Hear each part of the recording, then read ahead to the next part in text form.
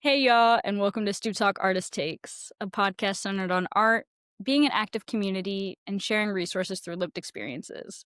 I'm your host, Larissa Frimpong, the founder of Stoop Talk.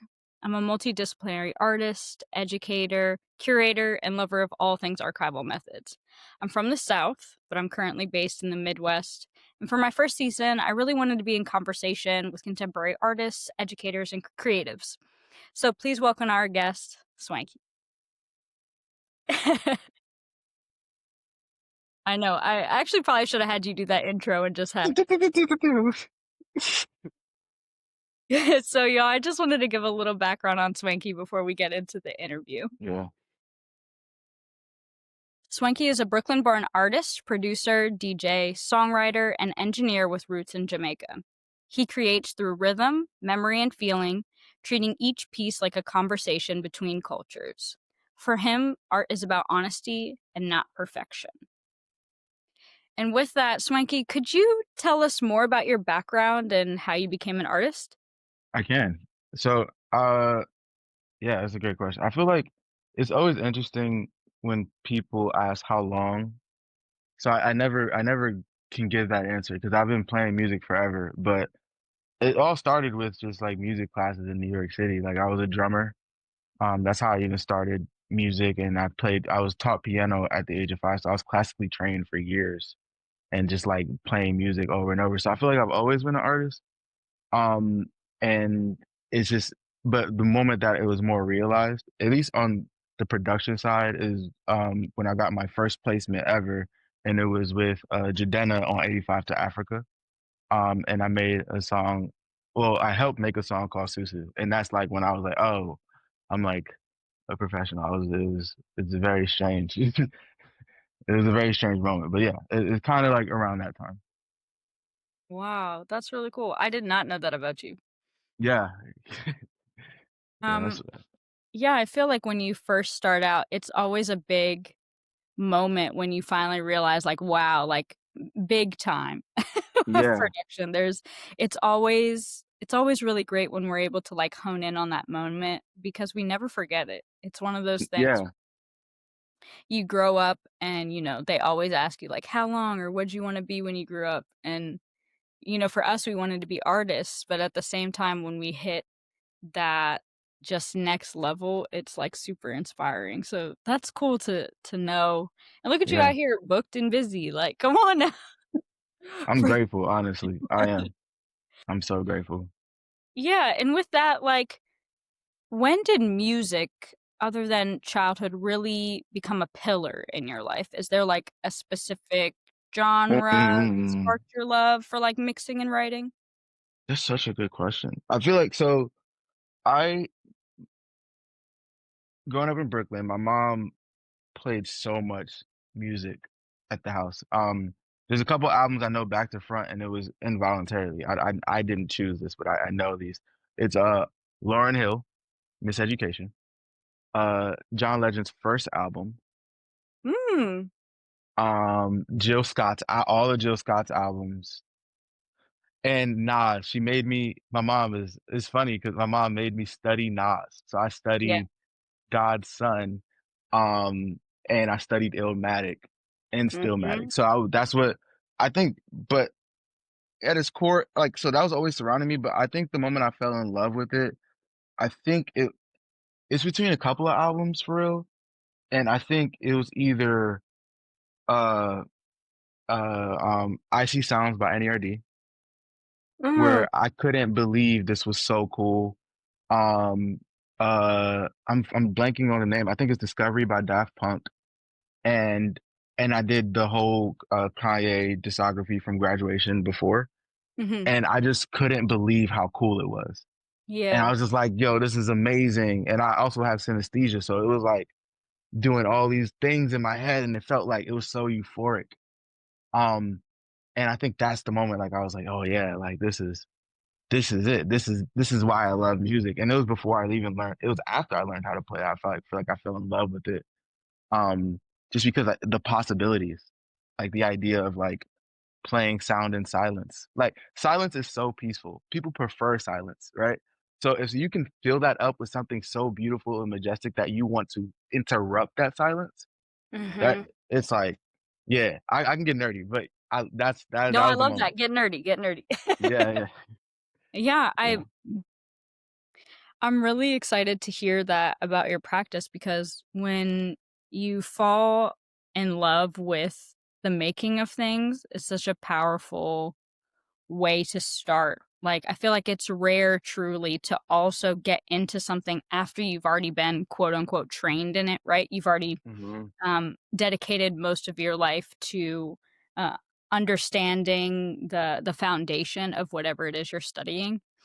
And I feel like with art, it's such maybe a challenging and an eye-opening experience because you're never stagnant or, like, stuck in one type of mode of making, and I love that, and, shout out to mom for yeah, be my mom was being being the way that she is, because that's such a great way to, like, grow up, like, I agree, like, there's just certain sounds in general that are stuck in my childhood from my dad that I'm like, mhm, "Yep, I distinctly remember that blaring over mhm, the speakers," mhm, or, just being able to understand that even within that silence, there's something that's beautiful about being able to add to it, mhm.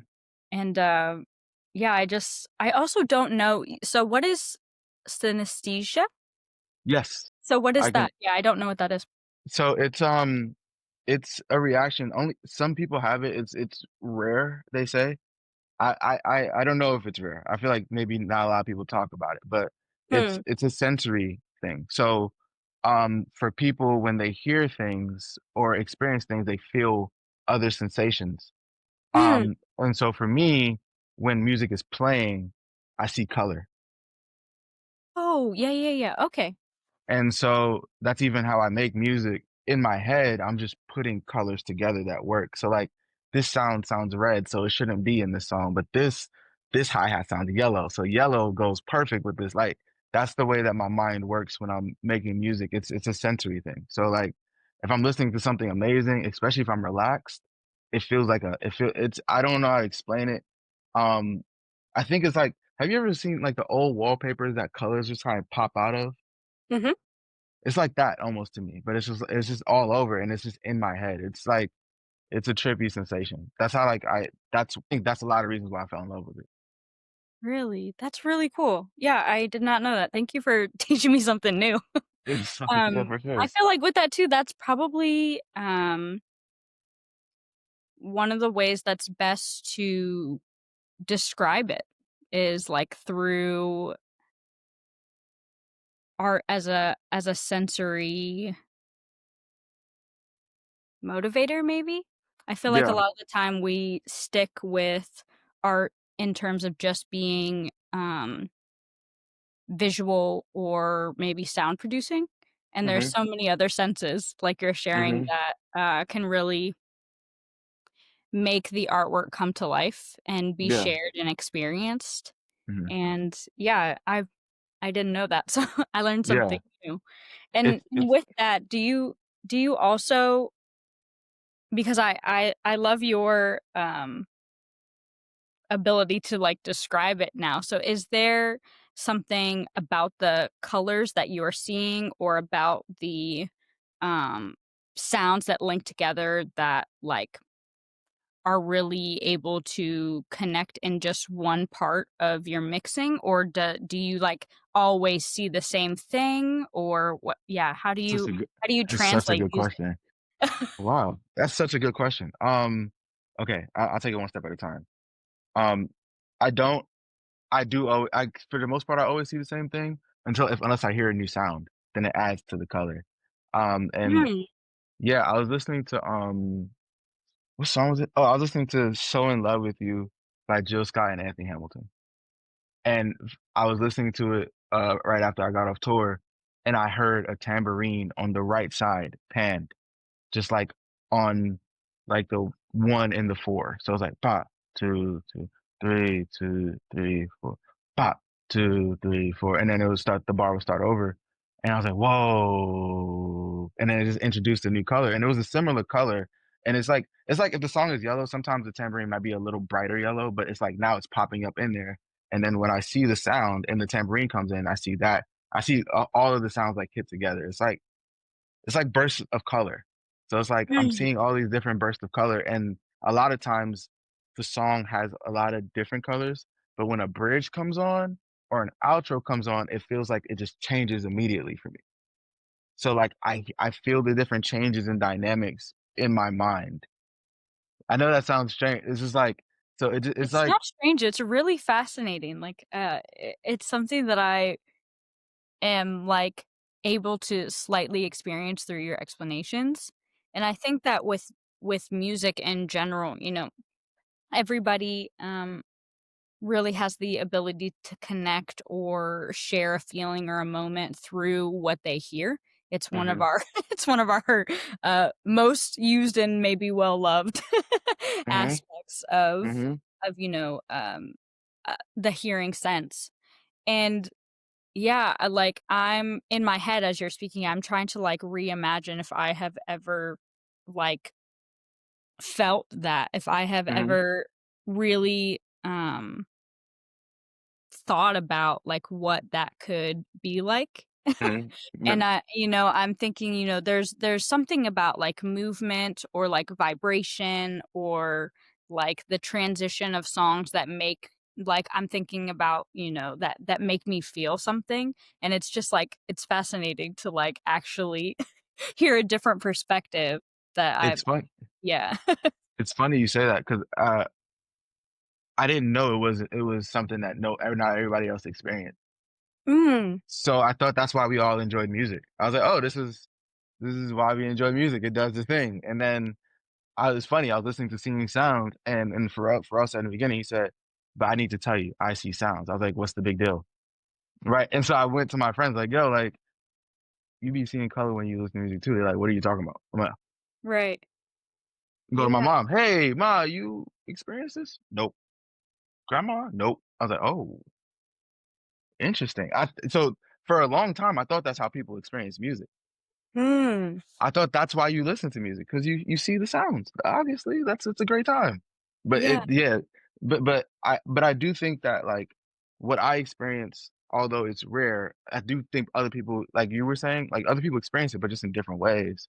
Like maybe it makes you emotional, maybe it brings you back to a place, and that's imaginative within itself. That's descriptive itself. You know what I mean? A song that you hear may remind you of your friend that you miss or your grandmother that you love. You know, I Mhm. it's just that my route's just different. Yeah. Yeah. Yeah, it's a great thing to be able to, like, cross-reference.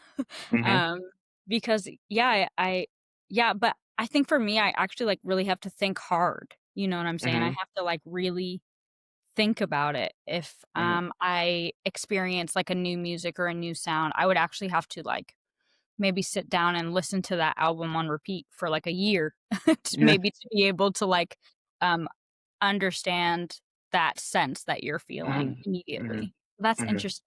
So I mhm. wanna get into, like, a little bit more because I love hearing about this, like, how do you feel when you're creating tracks and sets? Like, is there a feeling or a vibe that you, like, always wanna replicate, or do you just, like, go with the flow? Like, you just see and That's a hear good what question. you want and then take it from there. Yeah, so it depends. So there's days there's times where a melody goes into my head out of nowhere, and I stop everything, and I Mm, record it in my voice note, like, "Hey," and then I'll go back to it like, "Oh, this is cool. This ain't it. This didn't make any sense." And I like I that that's kind of a way I do it, like, when it hits me right away, but in general in creating, I feel like I try to not force anything, and thankfully, I'm in a really good position where I don't make anything I don't like, and I don't enjoy, and that's a privilege. That is a privilege, and I'm saying that's a privilege, like, that is a blessing, like, but, so I have a lot of creative freedom, especially when I'm working with artists because I built this level of trust where I'm like, "Yo," and I tell them the same thing, like, "These colors on your voice is gonna sound amazing," and a lot of people, like, trust me, and a lot of times they come out well, like, it's, like, a really it's one of my favorite songs, so I it I just don't force it, and when I want to create, I just do, and when I don't, I pivot and do something else with my time or live life. You know, sometimes I can get kind of cooped up in a studio. I am that guy. I'm the studio guy who stays in there for like 15 hours. So I sometimes I have to go outside, like and like just live life and be Glad you go back human. outside because Yeah, yeah, this yeah. is Trust me, everyone.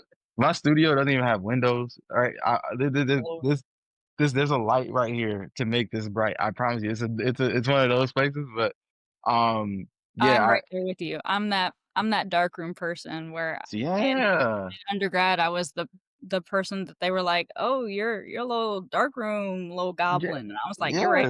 yeah, yeah. It's just yeah, it's one of yeah. I really do love what I do, and I'm grateful for that because I every day that I'm working, I'm really happy that I'm doing this. Like I as it if you told me this, I was doing this when I was like 14, I would be screaming. Like, what do you we what? We did what? We did what?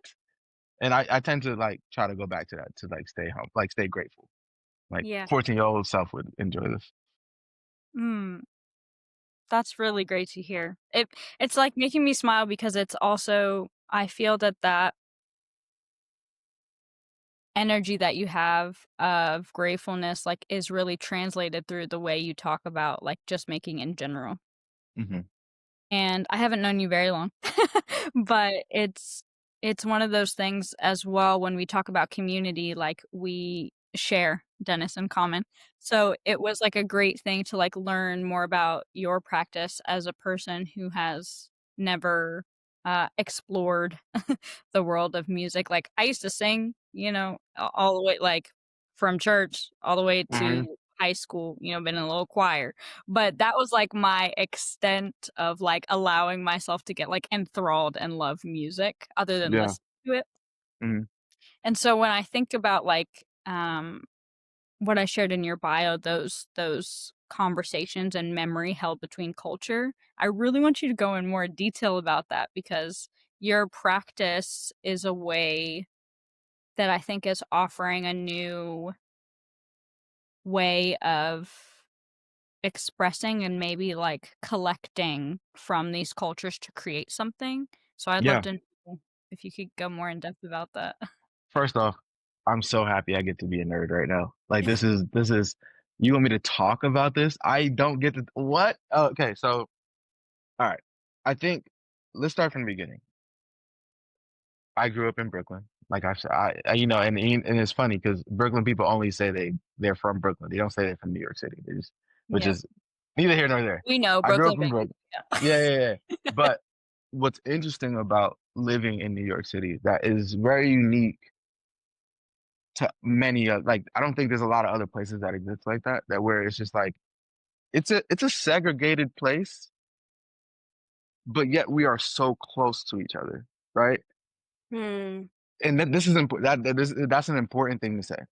So when you're going places, you're going into these like mini portals of different cultures and different people, right? So, for example, I grew up in East New York. In East New York, there are a lot of black people, right? And I'm saying like black people meaning that like they're Africans who were taken here on by boats and they probably don't even know who their great grandmother is, like a black American. I grew up around black Americans. When I take the train and go to Crown Heights, I'm around Caribbeans, you're around Haitians, you're around um I'm brain Trinidadians, Jamaicans, all these different things. Then I go to Bushwick, right? That's when I'm around the Dominicans, Puerto Ricans, all these different things. You hear all these different types of music in one city in a 15-minute drive. It what it and I actualized this recently. So this is something that I feel like I finally discovered is that you end up seeing the parallels of music from travel. And then you realize that all of it is the same. It's just a little bit of different spice. It's just a little bit of different spice. And a lot of the reasons why it's all the same is because of colonization, unfortunately. Right? So it's like, and then when I think about New Orleans, for example, New Orleans big band, right? I was working on the song where I was making mambo and I transitioned to New Orleans big band, then I transitioned to New Orleans bounce, right? And I wanted to show the history of, I guess, where I just kind of wanted to show like a nice little history about it. And I was like, why does mambo and New Orleans big band work so well? Like, why does it work? And I had to like do some research because it's important that you understand exactly what you're creating and you know the history behind it so that you can respect the people who came before you 100 every time. Um, and then I looked up the history of New Orleans because I'm like, this is a French colonized place. Why are they playing Cuban music? Cubans were in New Orleans. They took Cubans to New Orleans. Spain colonized New Orleans and then brought Cubans to New Orleans. So you're telling me Cubans weren't playing in those bands? Of course they were. You know, and it's like all that to say, all that to say.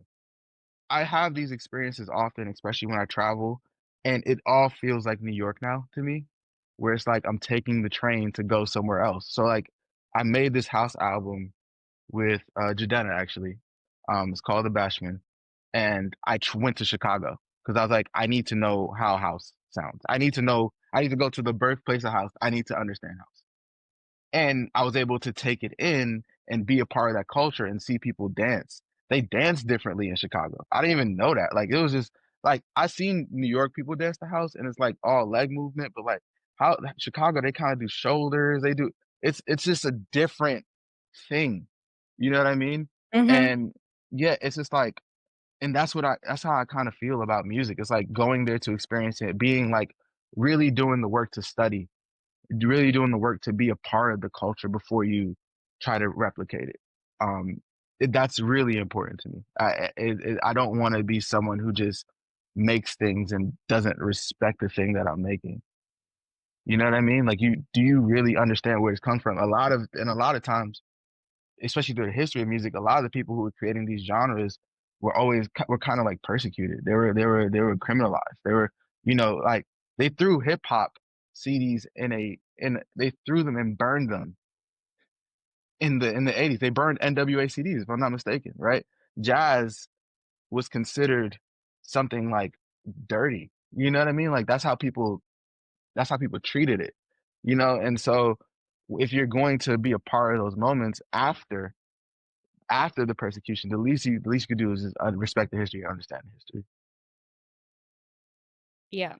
I mean, yes to all of that. I feel like also to be able to nerd out is one of my things too. I'm a lover of being with community, you know, knowing who and what and where and why. Mm-hmm. Honestly, then I'm very future focused as well because right, we're contemporary artists. So when we really think about it, you know, we're literally off the backs of the people that came before us in any facet of what we create. You know, we don't have one singular idea that we came up with, you know, Mm-hmm.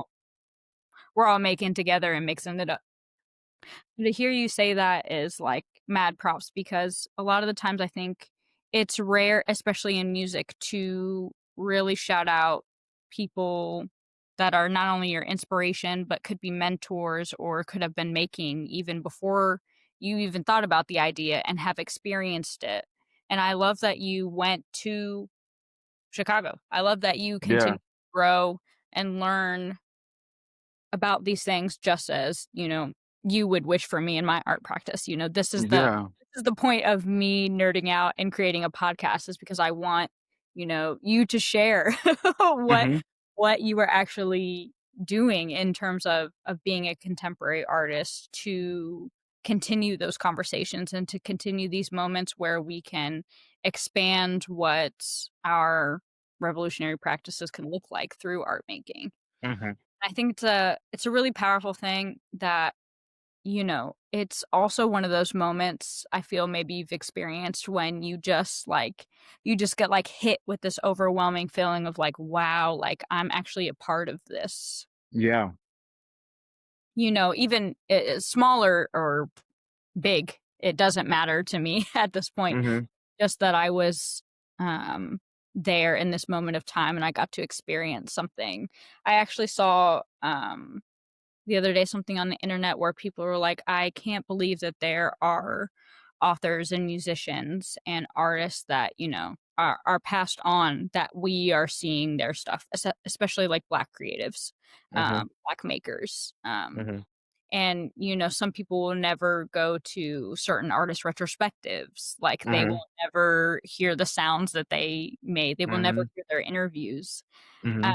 And that has always, like, shocked me, Yeah. because as an artist, I feel like we are the type of people who, like, research and, like, go to the places that we have Mhm. inspirations from. Mhm. We want to link with the people that are also doing like-minded things. And so it's just really cool to hear about, that you wanna return to the places that, started these passions and also propel them to the future. I just think Mhm. that's a Yeah. dope your practice as well. And I think also, and it's funny that you say that. I think because art, um, I don't want to actually say this, but I'm gonna say it to bring out the point. But because art is such an unconventional career, right? Whatever that means. Nope, say it. Um, We talk about it on here, go ahead. yeah, yeah, yeah, whatever that means. Yeah, it's just I think in the lens of like, uh, it's tough to say unconventional because I think that it's just strongly linked to like just capitalism, like that's at its core. But I think that the structure and the idea of being an artist is to kind of live and document. That really is what it is. And um, my point is I feel like in order to be an ethical artist, you have to go to the places or you have to experience the culture before you try to create it. Like it's just that is what artists do. And especially I think it's in music, it's not as taken as I don't think it's taken as seriously. And that's fine. I think that but well, it's fine. But I think that's the only way you can grow the genre that you're a part of because it's gonna live past all of us. So create something that's magical so that people who are listening to it can create even more magical things. You know what I mean? Like that's kind of important. Yeah. Yeah, it's very Mhm. important, and I talk about this a lot in previous interviews as well. Like, I feel like there's a success meter when it comes Mhm. to art as a career and as a lifestyle.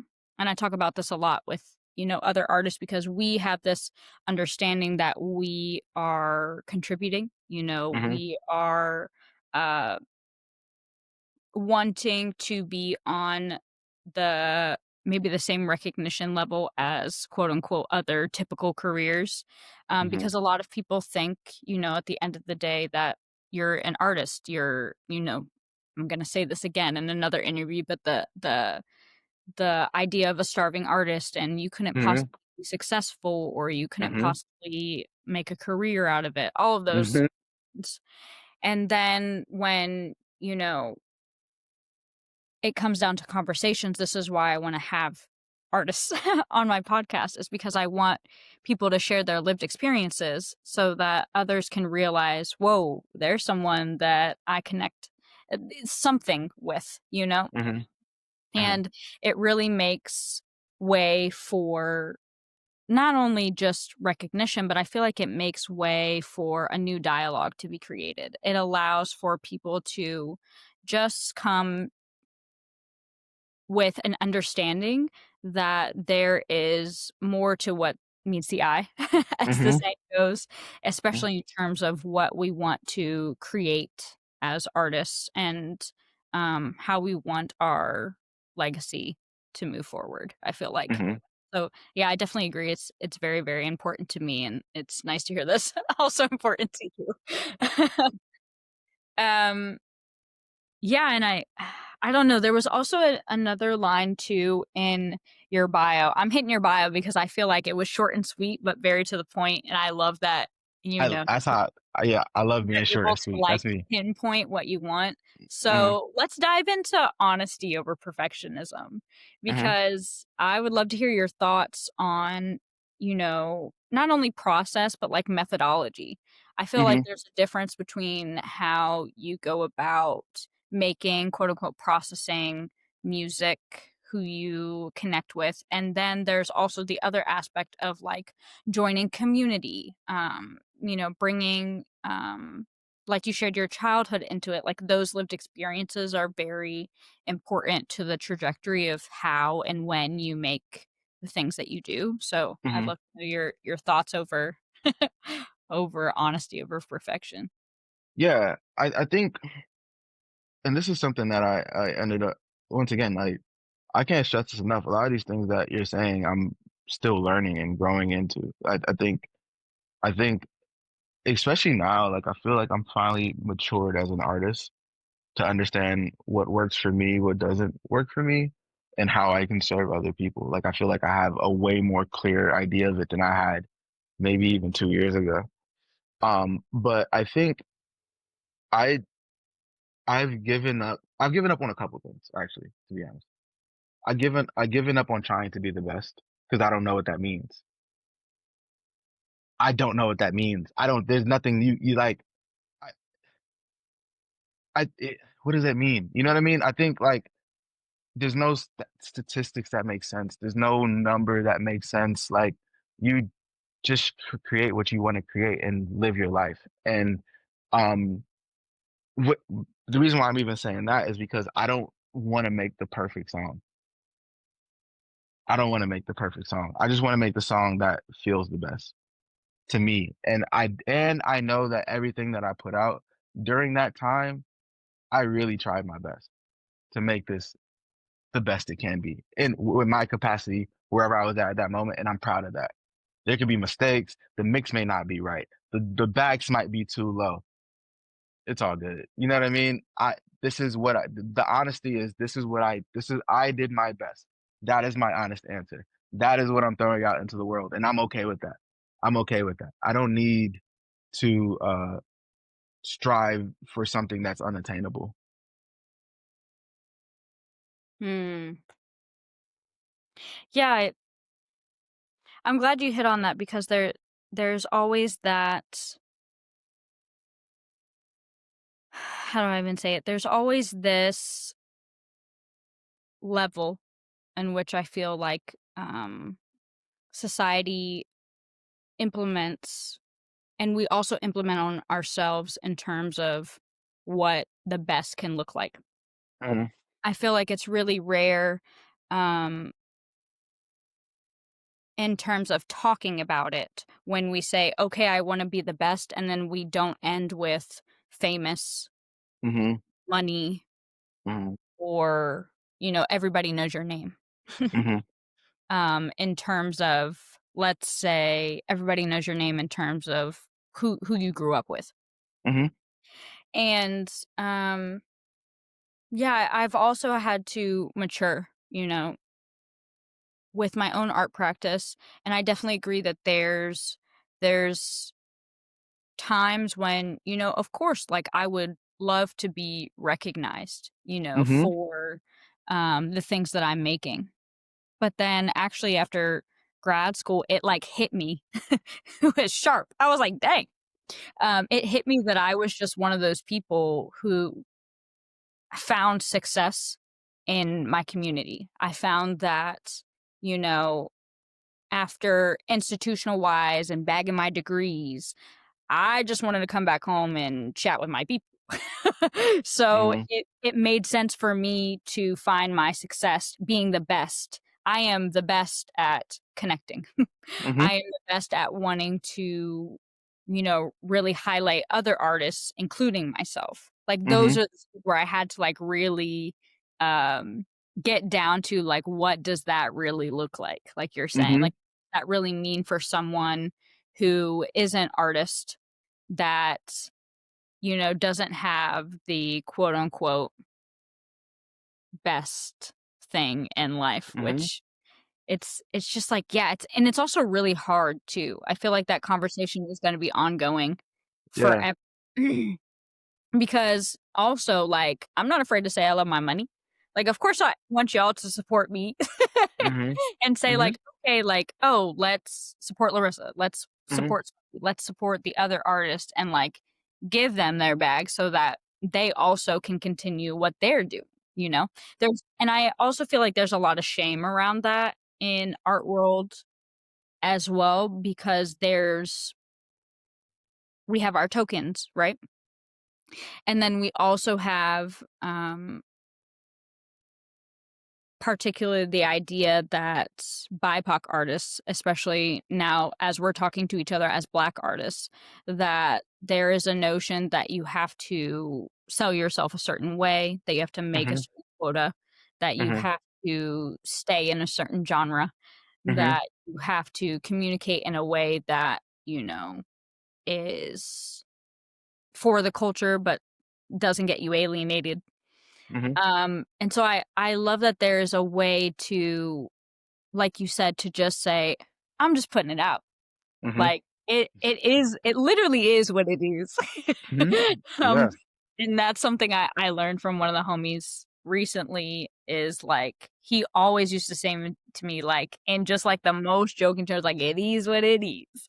And I Mhm, really had to, like, come to terms with that 'cause I have to mhm, repeat that to myself now, and yeah, mhm. I just love that you're able to also recognize it too. Like, I'm hyping you up because I know that you are going to continue what works best for you, but also I want you to see, like, how proud we are as your community to see you leveling up in that way, you know? Yeah, yeah, I think if any artists or producers listening to this, like, I just want them to just do your best.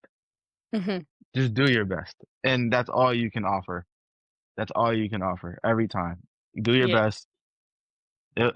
It'll work out eventually. I know it. I've that's all I have done, honestly. Yeah, Yeah. for sure. Um, with that, I think I wanna go into inspirations. Do Mhm. you have, well, I would say who or what are your inspirations? Because I feel like people are one thing, but then there's so many other inspirations to be had. That's such a wow. You asked the best questions. Cute. I try my Okay. I'll go with I'll do what first. So, my family is from a place called St. Thomas, Jamaica. It's one of the poorest parishes in the country. Um, last time I went there, we have one stoplight, which was a big deal. It was a big deal. We had one stoplight. I think about my grandmother who came here. I think about my mother who came here, and I think about all my family that like go to all these different places. And there's a level of pride that I have about making them look good that matters to me, and not in a way that's like maybe self-destructive or overly critical, but like look what we did. Look at this. Look at what we're doing. You know what I mean? That matters to me. So like what is my family, my friends, and people who care about me and support me, like I want to do good by them as well. And as far as who, it changes. You know what I mean? I think I'm very inspired by creatives who do multiple things because I feel like I don't think I'm ever gonna be in one medium. And you can see it now. I DJ. I'm an artist. I produce. I engineer. I'm all these different hats. So I admire people who can do both and do all those things and do it really well. Um, I look at like Pharrell was who I fell in love, who helped me fall in love with music. I think of people like Tyler the Creator. I think of people like Donald Glover. I think of people like Quincy Jones, um, Ludwig, who does all the scoring for like Black Panther and Sinners, and he also produces for Childish. Um, I I grew up loving music because of Andre 3000, because of Ye, because of all these different people. And so Q-Tip, I can go on and on. I'm a huge Tribe Called Quest fan. I love I love me some Fife Dog. Let me tell you, I love me some Fife Dog.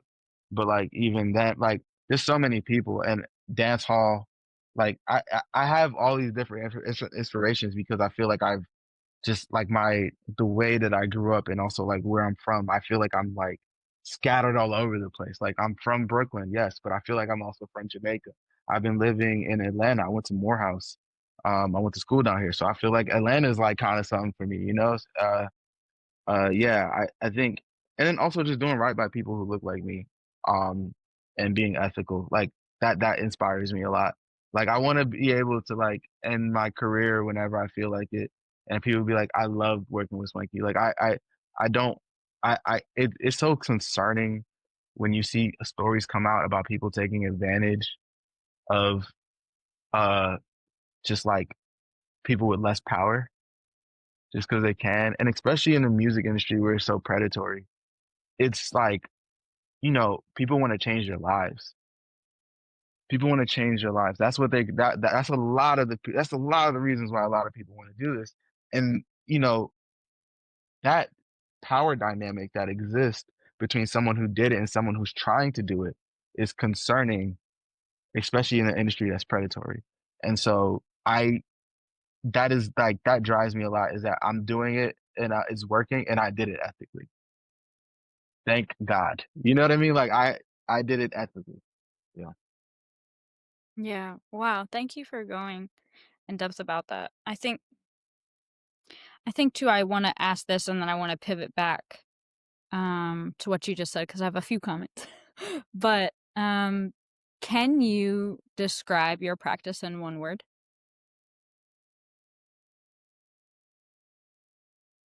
Practice in one. That's a good question. Uh, I would say emotional. Emotional. Okay. I ask that every interview. I'm stuck on 3 myself, so I like to challenge. But I just love to hear what gets down to it because my immediate impression of you, this being our longest conversation, is passion.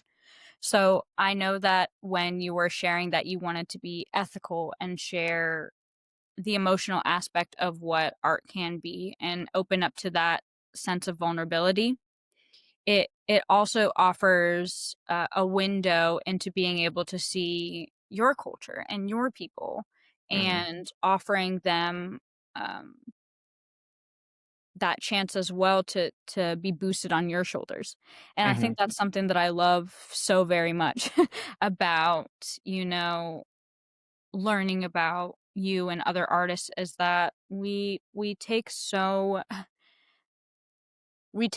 much really good pride in our inspirations. Mhm. It's so true. And it's so, I don't know, to me it's just so amazing to be able to have those life connections or life stories and to Mhm. hear about them and to like have them translated into a practice. Yeah. So Yeah. thank you for answering those two in one. I'm thinking a lot now about your practice and emotional. I'm going to keep that in the back of my mind for your practice because Mhm. it's able for it gives me the ability to further connect what I get to see from your work in the future. Mhm. And I'm going to be able to get a better vibe and understand you more every single time I hear a mix or every single time I see you, got the little picture of you producing, like I love to see that stuff. So it's just Mhm. really cool to see. Yeah. Yeah. Yeah. When I tell you I have the most joy when I'm working on creative things. It's everything I dreamed of as a child, and that's a privilege within itself to be able to live out your dreams and to be supported by not only my friends but my family, and like people are happy for me and proud of me and want to see me do well and believe in me. I literally cannot ask for anything else. Like I am eternally grateful for that. Yeah, it's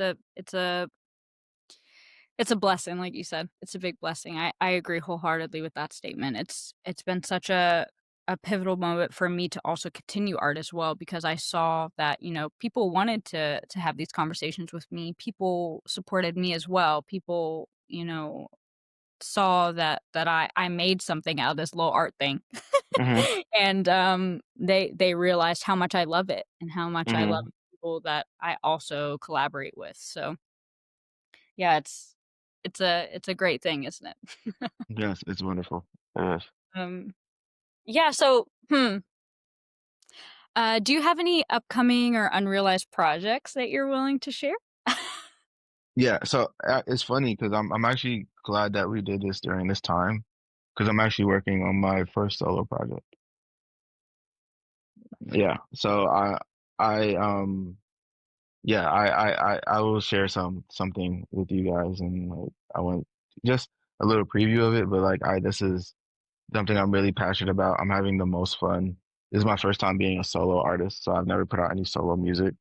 The only songs I actually put out is with Jordana as the Bashman, but I'm excited to see people hear it, to see people's reaction to it. And I'm also excited to see if people catch the history, like if they can catch like the little nuggets. But I'll definitely share it. Ooh, see y'all, I'm getting excited. Yeah. Yeah, I definitely want to share your music with the world, so, excited to have that included. Uh, Hmm. Let me think. I feel like the best way to end the interview is because of our goofy selves, we can talk for hours. So, I would love to leave the audience with a fun fact or facts, about yourself. Ooh. Um, I'll share three. I love playing chess, so I play chess like every day. It's one of my favorite games. Um, what is a good fun fact? Oh, I used to box when I was a teenager. That's a Okay, fun fact. Yeah, yeah. okay. Chess and Um, boxing, got it. I know they make sense. I promise you they do. No, They kind of they intertwine. do. Physically smart and, Yeah, professionally smart. I try with chess, but y'all can't hit me with chess like that. I try it, I really do. And I used to play actually in high school, like, a lot of the homies were always like, "Chess, chess, chess, chess, chess," and yeah, yeah, I could never do it, I think just because, like, I'm one of those people who was always protecting the pawns, and, like, my strategy was whack. So everybody would be killing my my queen. yeah, yeah, yeah. That's how you get them. That's So how I'd you be like, guys. "Oh, I lost," Yeah, and then they'd be like, "Yes." yeah. I'd be like, "Alright, I'm not playing this game no It more." really be like that. Trust me, like chess just gets disrespectful sometimes. It's like, damn, like you ain't Exactly, have. tell them, It's thank you. personal. It Sometimes it's is. personal. I'm like, yo, like I'm here trying to have a good time. I'm relaxing. You just take my queen. That's Right, kind of my idea was crazy. like, "Oh, we sitting in a park, you know, Yeah, watching the old heads, like, just do some chess, and y'all trying to nah, yeah, annihilate me." Like, it doesn't make they sense. it's bad. It's bad. And also, oh, I love playing tennis. That's like my favorite sport right now. Okay, I'm getting into tennis, so I love that for us. I I love come that on for now. I love me some tennis. That's my sport. I'm trying really hard to, like, get into that, and one thing that I think is also really interesting too is, like, when the culture picks up a sport, we go all in. Like, there's Mm-hmm. I feel like I'm Mm-hmm. already addicted to it because I see other people addicted to it and, like, Mm-hmm. really learning it, and then, just getting with, like, the greats already, Mm-hmm. the great tennis players of our culture. Yes. Yes. So, it's just also, like, really great to see, people also connecting on another level of a different art form, Mm-hmm. and so I maybe I'll come to New York wherever or ATL and just be like, "Yo, let's Yeah. play let's play Yo, some." listen, I'm down. Listen, I knew it was bad when I have my TikTok is now tennis highlights. That's when I knew it was bad. I was like, oh, it is, I like this game. TikTok does Let's have a saved folder of tennis on my yes, yeah, yeah. I love it. I'll be like, ooh, what kind of serve is that? Like, I'll be in it. I'm Right, in I'm it. like, "Ooh, a racket. Oh, I like those shoes." Like, "Ooh, Uh-huh. y'all have a little club." Like, let's Yeah. Yeah, that's my favorite. Okay, so chess, boxing, tennis. Yes. Trifecta. Alright. Trifecta. It's locked and loaded for me. Yeah, yeah. Well, y'all, I just wanted to give Swanky a huge, huge, huge shout out. I know he's busy, just got off and new music is coming out, so that's exciting. Solo track. Love it for you. Um, Yeah, I'm really grateful that you took the time and I appreciate you so much. Thank you for doing this. You were very kind and putting it together, especially because we had a last minute move and you still made it work. I appreciate you. And also, I love the fact that you're doing this. I think that like the fact that you give creators a platform to be a nerd, these are some of the most fun questions I've been asked versus like, what were you inspired by? What did you do? How did you like? It's the same question. The fact that we were able to like nerd out about history and like practice as like artist to artist. This was a phenomenal. I had such a phenomenal time. Thank Yeah, you. you're That amazing. really means a lot to me. I'm really thankful that you said that. It's important for me not only to, like, highlight the homies, but, like, to really go into, like, what makes our us and our why. Hmm. That's so And important to me. also, you are so intentional, and I love that. I love how intentional you are. Yeah. Thank you. Alright, stop. Thank you. That I don't wanna get emotional on camera. It's been a journey, I'll say the least. Hmm. Um, and yeah, I just want people to know truly that, like, I am one of their biggest supporters, and I hope that you know that about me now, as our friendship develops. Um, and yeah, please, please, please send every download that people can have so that they can hear your music and your Yeah. collabs because, yeah, I would love for people to be able to experience, you and what you do. Hmm. Hmm. Thank you. Yeah. Well, y'all, after my sappiness, I appreciate y'all for tuning in to Stoop Talk Artist Takes. You can find the channel on YouTube and Spotify. All the links are going to be in the description box. And please feel free to follow us, Swanky and I, on all of our social medias. The liking and commenting and sharing and supporting. It would really mean a lot. Um, and as always, I'm your host, Larissa Frimpong, and it's the community and art for me.